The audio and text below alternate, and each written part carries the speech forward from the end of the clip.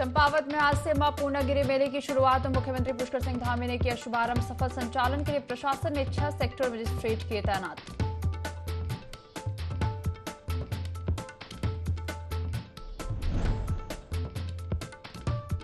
Covid काल में रखे गए स्वास्थ्यकर्मियों को फिर निकाला। संविदा कर्मचारियों को फिर दिखाया दून। अस्पताल ने बाहर का रास्ता। 600 से अधिक संविदा कर्मचारियों को निकालने का आदेश। सीएम धामी के आदेश पर 6 महीने पहले दोबारा की गई थी तैनाती।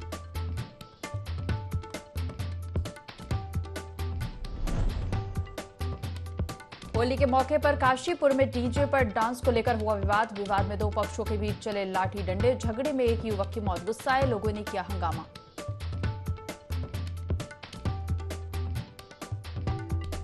देहरादून के राज प्लाजा में लगी आग। काफी मशक्कत के बाद दमकल विभाग ने आग पर पाया काबू। लाखों का सामान हुआ जलकर खाक।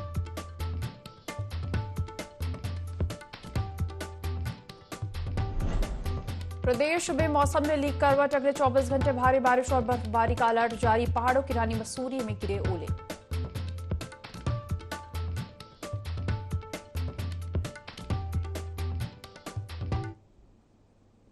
देवभूमि लाइव देख रहे हैं आप। मैं हूं आपके साथ दिव्या तिवारी। बुलेटिन की शुरुआत करेंगे देहरादून से आ रही बड़ी खबर के साथ। कोविड काल में रखे गए स्वास्थ्यकर्मियों को फिर निकाला। संविदा कर्मचारियों को फिर दिखाया दून अस्पताल ने बाहर का रास्ता।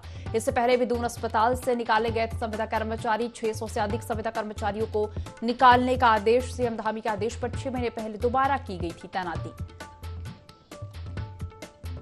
तो देहरादून से बड़ी खबर हम आपको बता रहे हैं। कोविड काल में रखे गए स्वास्थ्यकर्मियों को फिर निकाला। संविदा कर्मचारियों को फिर दून अस्पताल से बाहर का रास्ता दिखाया। इससे पहले भी दून अस्पताल से संविदा कर्मचारी निकाले गए थे। 600 से अधिक संविदा कर्मचारी को निकालने का आदेश दिया गया है। सीएम धामी के आदेश पर 6 महीने पहले दोबारा तैनाती की गई थी। तो देहरादून से अब बड़ी खबर। कोविड काल में रखे गए स्वास्थ्यकर्मियों को फिर निकाला गया है। संविदा कर्मचारियों को फिर दून अस्पताल से बाहर का रास्ता दिखाया गया है।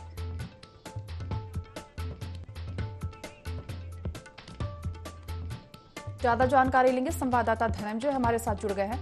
धनंजय, कोविड काल में रखे गए स्वास्थ्यकर्मियों को फिर निकालने का आदेश दिया गया है, क्या पूरी जानकारी? हाँ बिल्कुल, देखिए दिव्या, जिस तरीके से जब कोविड काल आया था, कोविड काल में 600 से अधिक जो संविदा कर्मचारी थे उनको जो है दून अस्पताल में लगाया गया था, यानी कि दून मेडिकल कॉलेज में लगाया गया था। और उसके बाद उनको एक बार पहले भी निकाल दिया गया, एक बार फिर उनको जो है शासनादेश जारी कर दिया गया। उनको कह दिया गया कि इस 15 मार्च के बाद आपकी जो सेवा है स्वतः इनको खत्म कर दिया जाएगा। लेकिन विद्या से बड़ा सवाल ये भी है कि कहीं ना कहीं जिस तरीके से जो 600 से अधिक जो कर्मचारी यानी कि 650 जो कर्मचारी हैं उनके ऊपर संकट कहीं ना कहीं गहराने लगा है। उनको अपने परिवार की चिंता सताने लगी है, क्योंकि जो चंडीगढ़ की कंपनी है TDS कंपनी, उसको इसका ठेका दिया गया था। और अब जो हालांकि अभी जब हमने प्रिंसिपल से बात करी है, प्रिंसिपल का साफ तौर पर कहना है कि शासन में जो है फाइल है जो शासन में है और शासन इसको देख रहा है। लेकिन जो कर्मचारी जब हमने उनसे बात की तो उनका साफ तौर पर कहना है कि यदि आपकी जो सेवा है वो 15 तारीख को जो है समाप्त कर जाएंगे, तो ऐसे में दिव्या बड़ा सवाल ये भी है कि कहीं ना कहीं इनके परिवार में जो संकट होगा, क्योंकि 600 से अधिक परिवार है और उनके बच्चों पर कहीं ना कहीं रोजी रोटी का संकट दिव्या यहाँ पर जरूर देखने को मिलेगा। जी धनंजय, इसके पहले भी इन्हें दून अस्पताल से निकाला गया था, निकालने का आदेश पहले भी जारी किया गया था, लेकिन सीएम धामी के आदेश के बाद दोबारा इनकी तैनाती की गई थी। बिल्कुल, देखिए मुख्यमंत्री पुष्कर सिंह धामी ने बड़ी पहल की थी जब इनको हटा दिया गया था, तो उसके बाद मुख्यमंत्री पुष्कर सिंह धामी ने बड़ी पहल की थी। इनको जो है 6 माह का जिनका कार्यकाल था उसको बढ़ा दिया गया था। लेकिन अब जो है इनका जो कार्यकाल है वो समाप्त होने वाला है। लेकिन अभी भी मुख्यमंत्री या धन सिंह रावत की बात करते हैं तो उनसे भी जो है कहीं ना कहीं वार्तालाप जो है कर्मचारी में चल रही है। और अब इनको जो है इंतजार है कि इनको किस तरीके से आगे बढ़ा दिया जाए, किस तरीके से इनका जो कार्यकाल समाप्त हुआ है इनको आगे रखा जाए। यदि देखिए इनको आगे नहीं रखा जाता तो, क्योंकि दून मेडिकल कॉलेज एक बड़ा प्रदेश का सबसे बड़ा दून मेडिकल कॉलेज है। सबसे ज्यादा जो यहाँ पर जो मरीज आते हैं उत्तर प्रदेश से लेकर उत्तराखंड तमाम बाहर के प्रदेशों में मरीज आते हैं। ऐसे वहाँ स्टाफ की भारी कमी है, नर्सिंग स्टाफ वहाँ पर नहीं है, डॉक्टर की वहाँ पर भारी कमी है। इससे पहले भी जो दून मेडिकल कॉलेज के जो MS है वो भी कह चुके हैं रिजवी कि यहाँ पर हमारे पास कि जो है स्टाफ की कमी है। तो ऐसा भी बड़ा संकट कहीं ना कहीं दूर दराज क्षेत्र से आने वाले मरीजों को सामने आएगा, उनको भुगतना होगा, क्योंकि जब वो स्टाफ नहीं होगा उनका इलाज नहीं हो पाएगा। जो 4th क्लास कर्मचारी हैं साफ सफाई नहीं हो पाएगी तो विद्या ये कहीं ना कहीं समझना होगा सरकार को। जी जी धनंजय, जुड़ने के लिए और जानकारी साझा करने के लिए आपका धन्यवाद। अब टनकपुर में भी रिवर राफ्टिंग होगी। सीएम धामी ने शुभारंभ किया है। शारदा नदी में राफ्टिंग शुरू हुई है। पर्यटन के क्षेत्र में विशेष उपलब्धि, चरण मंदिर से उचौली गेट तक राफ्टिंग होगी।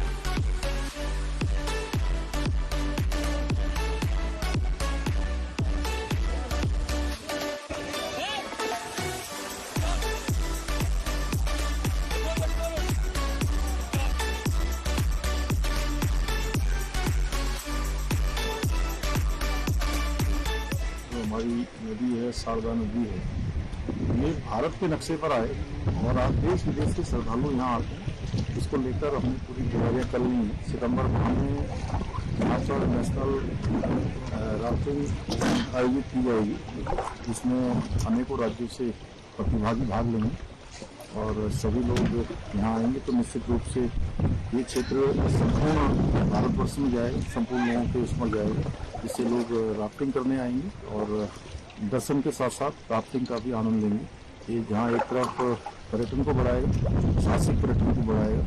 निश्चित रूप से हमारा जो पर्यटन का एक बड़ा संकल्प है जो नए उत्तराखंड का संकल्प है उसको साकार करने की दिशा में एक बड़ा कदम होगा।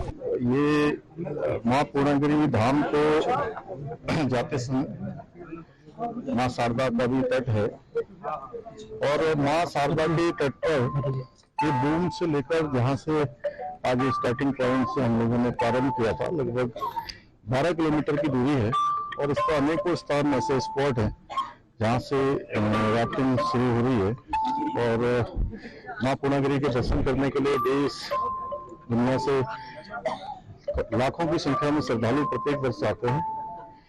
तो उसको ध्यान में रखते हुए यहाँ पर हम लोगों ने सितंबर माह में रिवर राफ्टिंग का नेशनल प्रतियोगिता यहाँ पर आयोजित करने का भी निर्णय लिया है। उसकी सारी तैयारियां हो गई हैं जिससे कि लोग श्रद्धालु यहाँ माँ पूर्णागिरि के दर्शन करें और आकर राफ्टिंग का भी यहाँ पर आनंद है, जिससे निश्चित रूप से लोगों को एक मनोरंजन का अच्छा साधन भी मिलेगा और हमारे यहाँ पर्यटन भी बढ़ेगा।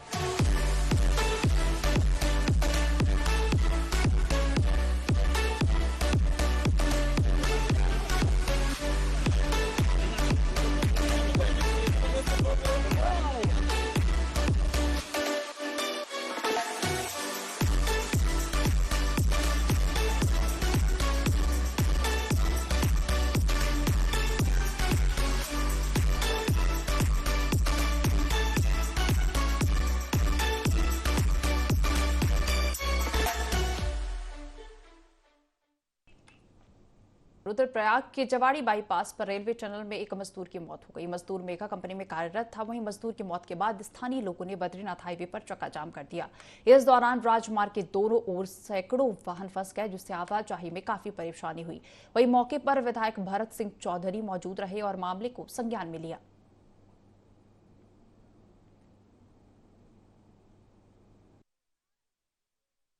हमारा ये अंदर मिलर वॉशिंग का बता रहे हैं, मिलर वॉशिंग कर रहा था तो गाड़ी आई और ये मिलर से फिसल कर सीधा गाड़ी के नीचे आया है। तो ऑन द स्पॉट डेथ की सूचना प्राप्त हुई है। जो जिला प्रशासन से हमें सूचना प्राप्त हुई है वो ये हुई। आरबीएनएल जब इस काम को करवा रहा है तो उसके सेफ्टी नॉर्म्स कहाँ हैं, जो प्रॉपर चेकिंग है वो कहाँ है, ये हमेशा इन्होंने अभी तक जहाँ भी काम करवाया ऋषिकेश से लेकर कर्णप्रयाग तक हर जगह एक ही सवाल उठ रहा है कि आरबीएनएल एक किस तरह की अनदेखी कर रहा है। जिला प्रशासन भी अनदेखी करके जा रहा है। पुलिस प्रशासन मौके पे मौजूद है और अभी अभी जिलाधिकारी से मेरी बात हुई है और जिलाधिकारी तुरंत मौके पे पहुंच रहे हैं और कंपनी के अधिकारियों जो शीर्ष अधिकारी हैं सीपीएम मिस्टर अजीत यादव, उनसे भी मेरी बात हो चुकी है। जो प्रोजेक्ट मैनेजर इस प्रोजेक्ट के हैं मिस्टर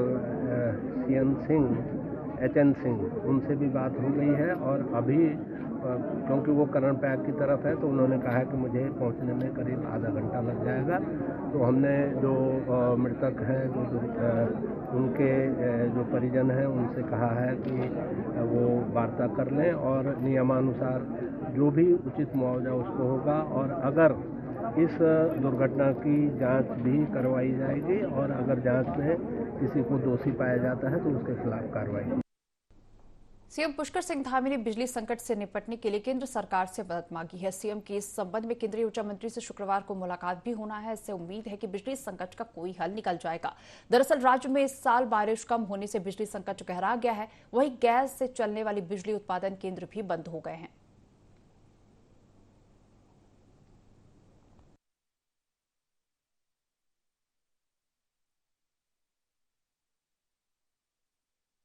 व्यासी प्रोजेक्ट पिछले साल कमीशन हुई थी। व्यासी के बाद अब लखवाड़ प्रोजेक्ट पे वर्क अवार्ड हो चुका है, बहुत जल्दी उसमें कार्य प्रारंभ हो जाएगी।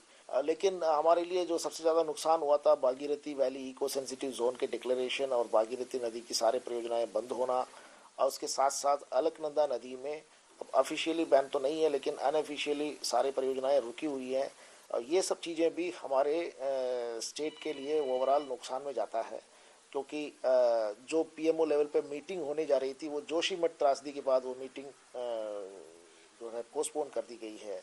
तो इसलिए मैं सभी प्रदेशवासियों से भी अनुरोध करता हूं कि यहाँ जो भी घटनाएं घटती है उसको तुरंत जल विद्युत परियोजना के ऊपर हम लोग ब्लेम न करें और कल को जो है हम लोग प्रदेशवासियों को बिजली देने की पोजीशन में। जहां पूरे देश में होली की धूम है तो वहीं दूसरी ओर होली के मौके पर मुख्यमंत्री आवास में होली मिलन कार्यक्रम का आयोजन किया गया।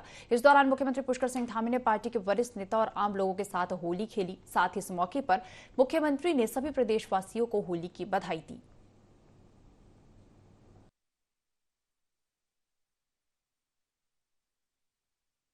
त्योहार है, रंगों का उत्सव है। रंगों के उत्सव के अवसर पर मैं सभी प्रदेशवासियों को, सबको मैं होली की हार्दिक शुभकामनाएं देता हूं, बधाई देता हूं।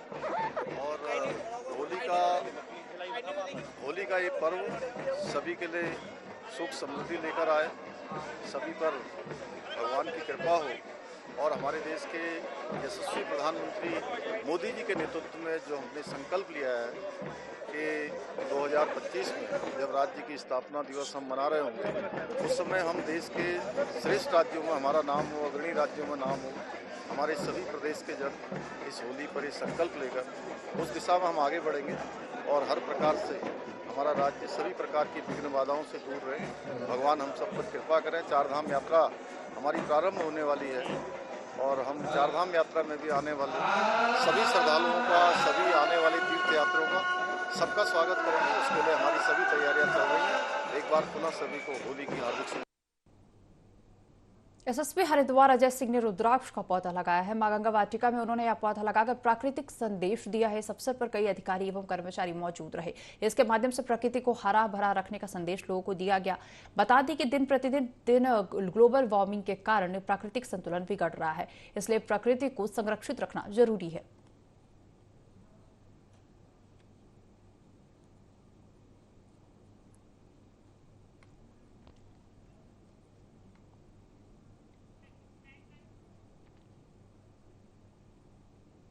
उधम सिंह नगर के जसपुर में एक युवक की बेरहमी से हत्या कर दी गई, जिससे इलाके में सनसनी फैल गई। दरअसल बड़ुइयों वाला निवासी युवक रात से ही लापता था।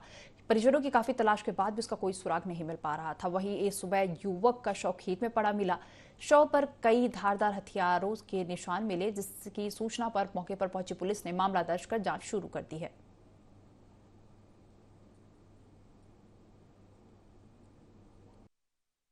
में बड़ियोवाला का एक मामला है, जिसमें आज सुबह एक सूचना प्राप्त हुई कि खेतों में एक युवक का शव पड़ा है। शिनाख्त करने पर युवक की पहचान हुई है। ये साकिब पुत्र अनीस है और कल शाम से ये मिसिंग था और आज सुबह इसका खेतों में शव मिला है। इसके बाद पुलिस ने मौके पर पहुंचकर शव को कब्जे में लिया है। पंचायतनामा भरा गया है और पोस्टमार्टम के लिए कार्रवाई की जा रही है। इसी के साथ साथ इसमें हमने एफएसएल टीम को भी बुलाया है। उसने भी मौके से कुछ ज़रूरी साक्ष्य बरामद किए गए हैं। संभवतः यह एक मर्डर का मामला है। अभी तहरीर प्राप्त नहीं हुई है। तहरीर आते ही इसमें मुकदमा पंजीकृत किया जाएगा और अग्रिम कार्रवाई की जाएगी। मसूरी में सामाजिक कार्यकर्ता अक्षत वर्मा ने पत्रकारों से बातचीत की, जिसमें वर्मा ने नगर पालिका अध्यक्ष पर कई गंभीर आरोप लगाए। वर्मा का कहना है कि विकास के नाम पर जनता से खिलवाड़ हो रहा है। इससे पहले भी कई नगर पालिका अध्यक्ष रहे, उनका आज भी सम्मान किया जाता है, लेकिन मौजूदा अध्यक्ष ने विकास के लिए कोई कार्य नहीं किए, जिस कारण मसूरी की छवि खराब हो रही है।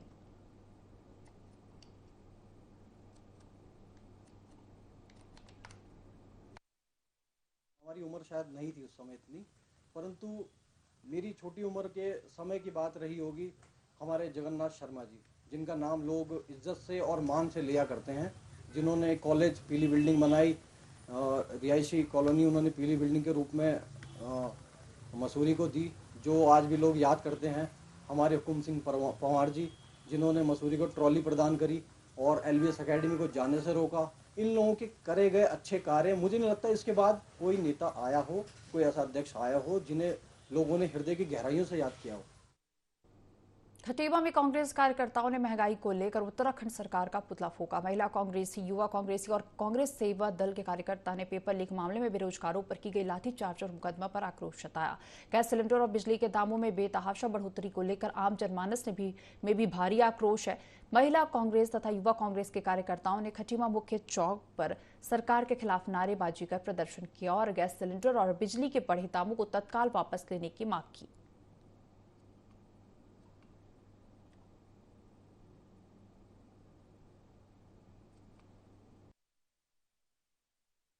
भाजपा की सरकार द्वारा ध्यान बांटकर महंगाई बढ़ाने का काम किया जा रहा है। होली का त्योहार है और पूरे देश में अडानी को लेकर ये मामला चल रहा है। लोग परेशान हैं पैसे को लेके, हर चीज को लेके, त्योहार मना नहीं पा रहे हैं और इस त्योहार के करीब आकर इन्होंने गैस के दाम बढ़ा दिए। उसके बाद इसकी आड़ में इन्होंने बिजली के रेट भी बढ़ा दिए। ग्रामीण क्षेत्र में बिजली पहुंच नहीं रही है और बिल 4-4 गुने 5-5 गुने बिल ग्रामीण क्षेत्र में पहुंच रहे हैं। लोग परेशान है, बिजली की दरें इतनी बढ़ा दी है कि एक आम आदमी बिजली का बिल पूरा नहीं कर पा रहा है और गैस के सिलेंडर के दाम लगातार बढ़ा दिए हैं। क्या पकवान बनाएगा लोग, क्या त्योहार मनाएंगे? रमजान आ रहे हैं, उससे पहले ये बढ़ रहा है, होली का त्योहार है 2 दिन बाद, ये महंगाई बढ़ती चली आ रही है। कहाँ से लोग त्योहार मनाएंगे, कहाँ से लोग खरीदारी करेंगे, कहाँ से बच्चों को पढ़ाएंगे? ये सारी के खिलाफ आज हमने इनका पुतला फूंका है। मुख्यमंत्री पुष्कर सिंह धामी की मौजूदगी में माता पूर्णागिरि धाम मेले का शुभारंभ हुआ। इस अवसर पर सीएम धामी ने देवी मां की विधिवत पूजा अर्चना की। इस मौके पर सांसद अजय टमटा भी उपस्थित रहे। मेले का शुभारंभ छोलिया नृत्य के साथ हुआ। सीएम धामी ने कहा कि प्रदेश में धार्मिक स्थलों को बढ़ावा देने के लिए सभी देव स्थलों के विकास की जरूरत है।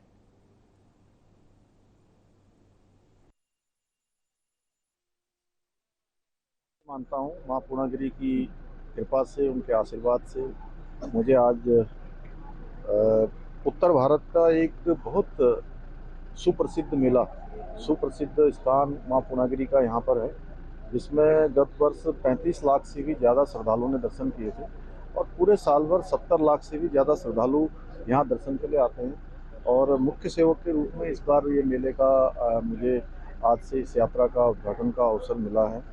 मैं लगातार इसकी मॉनिटरिंग कर रहा हूँ और हमारे प्रशासन के लोग भी लगे हैं। ये यात्रा स्वरूप की परियोजना पर भी काम होगा। अन्य जो यहाँ के हमारे जनप्रतिनिधिगण हैं, पुरोहितगण हैं, सभी लोग मिलजुल कर इस मेले को भव्य और दिव्य बनाएंगे। मैं सबका स्वागत करता हूँ। इस बुलेटिन में फिलहाल इतना ही। आप बने रहिए IND 24 के साथ।